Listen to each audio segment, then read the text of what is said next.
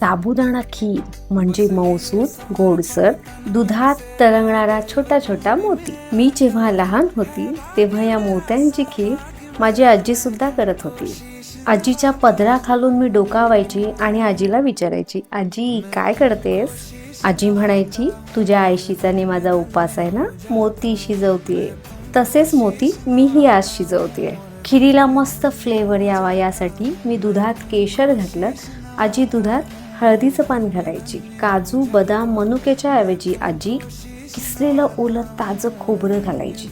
हळदीचं पान घालून ते गरम केलेलं दूध, आहा, त्यात फुललेला साबुदाणा घालून ती खीर हळूहळू ढवळत बसायची. खिरीला साखरेचा गोडवा आणि ती गरम गरम खिरीची वाटी माझ्या समोर असायची. खिरीचा पहिला घास तोंडात घालताच मी आपोआप डोळे मिटायची. हो, कारण माझी आजी सुगरण होती.